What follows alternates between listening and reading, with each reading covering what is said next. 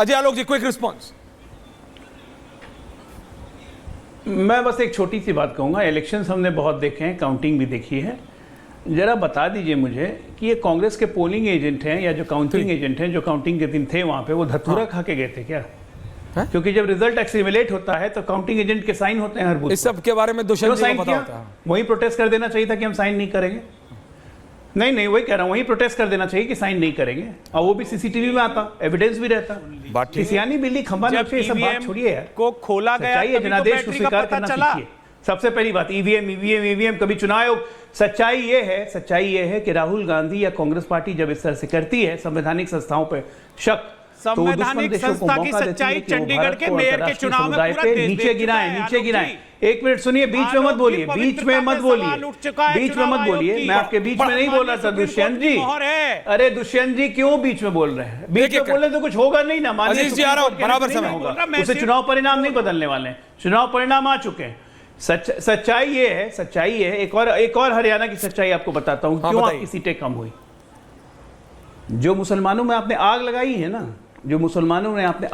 उनमें वेग फैलाया है कि मामन खान जो एमएलए था आपका, जिसके ऊपर केस चल रहे हैं, उसने घोषणा कर दी थी अपने मंच से कि 8 को कांग्रेस की सरकार बनेगी और हिंदुओं को मेवात में घुसने नहीं देंगे। वो मामन खान इस डेमोक्रेसी में लार्जेस्ट मार्जिन से जीता है, 98,000। आप सोचिए मुसलमानों में कैसी आग लगी हुई है, और यही काम आप पूरे देश में कर रहे हैं।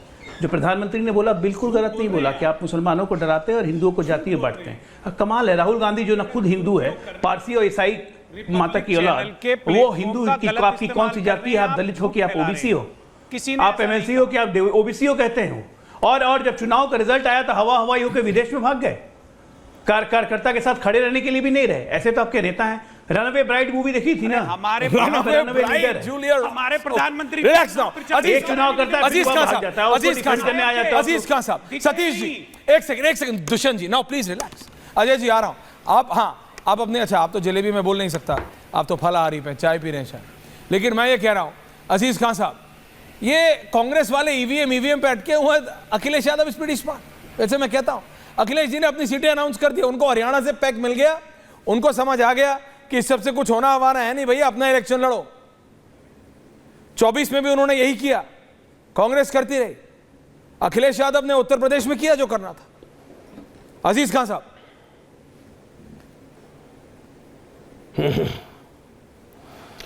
देखिए ऐश्वर्या जी, मेरे डिस्कशन से अगर मैं सच्चाई को छिपा दूं तो मुझे लग रहा है कि कोई चीज़ अब बदलने वाला नहीं है। चुनाव का परिणाम आ गया है, चाहे हरियाणा हो या जम्मू कश्मीर का हो।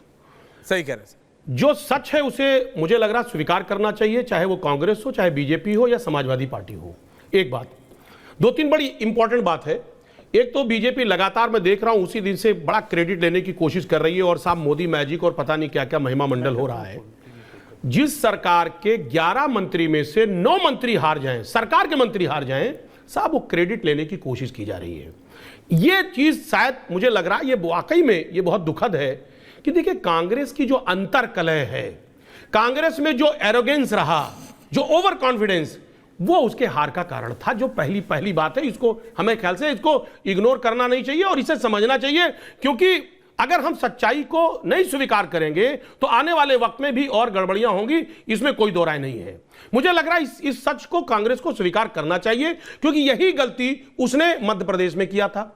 किस तरह कमलनाथ जी ने क्या क्या नहीं, ओवर कॉन्फिडेंस में क्या क्या नहीं बोला था। मुझे लग रहा है कि कांग्रेस को इस तरीके का जो व्यवहार है वो बदलना चाहिए।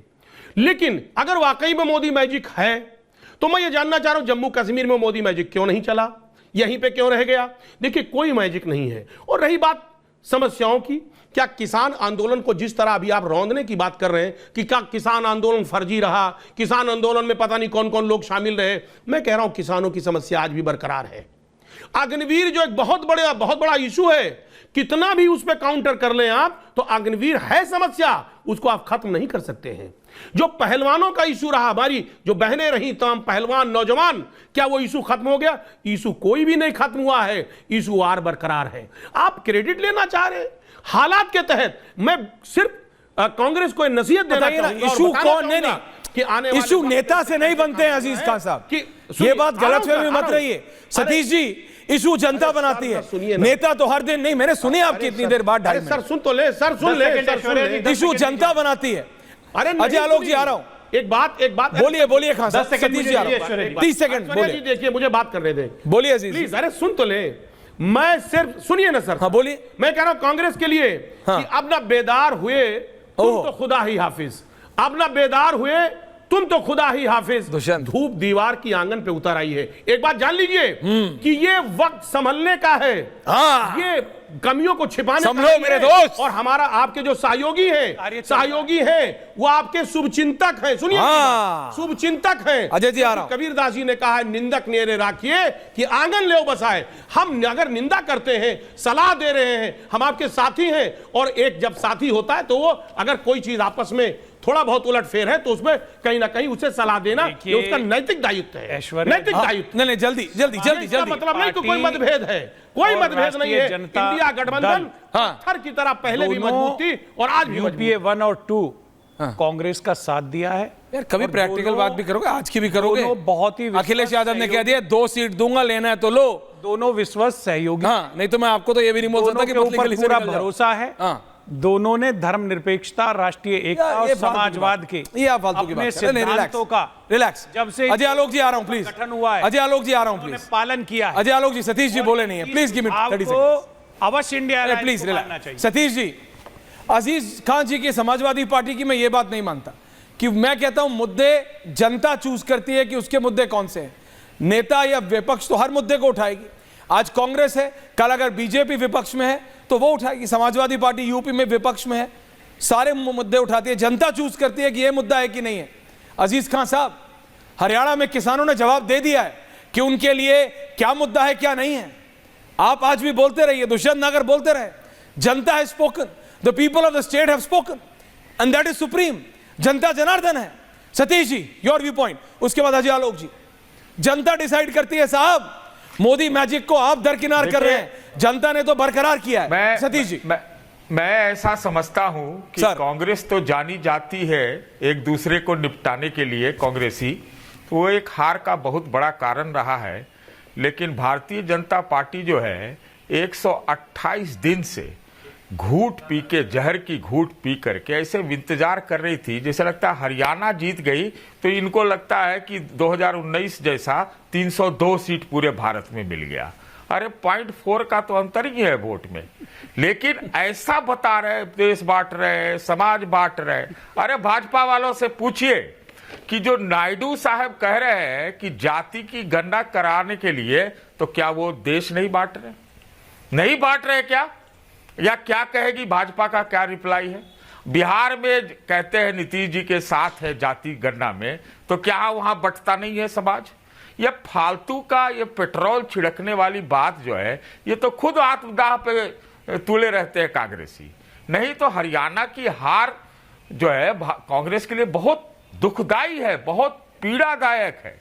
लेकिन ऐसा लगता है कि भाजपा ने हरियाणा जीत लिया और सब कुछ जीत लिया।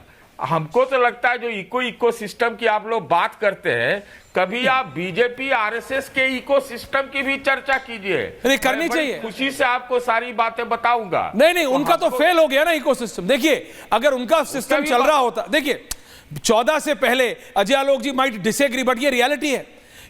ये सब सोशल मीडिया का यूज पॉलिटिक्स में किसने लिया? बीजेपी लेके आए। अभी कांग्रेस उसी मीडियम को उनसे अच्छा यूज कर रही है, और ये बात रियलिटी है। बीजेपी माने या ना माने, आप देखिए, आप किसी को फॉलो करते हो या ना करते हो दर्शकों, ये मैं रियलिटी बता रहा हूं। अगर आप पॉलिटिक्स में इंटरेस्टेड हैं तो आप देखिएगा आपको कौन सी खबरें ज्यादा दिखाई देती, भैया समझो।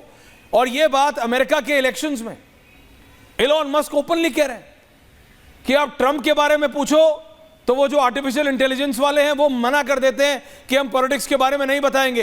कमाला हैरिस के बारे में पूछिए तो पूरी गाथा खोल देते हैं। ये सब तकनीक है साहब, टेक्नोलॉजी है, और वो यूज कर रहे हैं। लेकिन उनका इकोसिस्टम तो इस बार फेल हुआ। लेकिन सतीश जी, आप बात समझिए, आप जो कह रहे हैं 0.5, 0.6, बीजेपी के अपने लोग भी, अजय आलोक जी अगेन मैं डिसएग्री, लेकिन रियलिटी है। ब्यूरोक्रेट्स, ये कहा जाता था कि ब्यूरोक्रेट्स, नौकरशाही राजनेताओं से पहले पकड़ लेती है कि अगला कौन जीतने वाला है। आप मुझे एक सीनियर ब्यूरोक्रेट बता दीजिए हरियाणा का जो ये कह रहा था कि बीजेपी जीतेगी। सतीश जी, आप भी किसी ना किसी को जरूर जानते होंगे। भाई ऑफिशियली कह रहे थे कि कांग्रेस अरे जीतेगी। मैं बहुत लोगों को जानता हाँ, हूं, ये तो ब्यूरोक्रेट- सुने सुने। हाँ, बोलिए अरे भाई, बोलिए बोलिए सुनिए ना। बोलिए। अजय जी आ रहा हूं आपके पास इसके बाद, बोलिए। अगर हाँ मैं कह रहा हूं, वो कोई नहीं कह रहा था कि भाजपा जीतेगा। हाँ, ओनली ये बात तो सच है।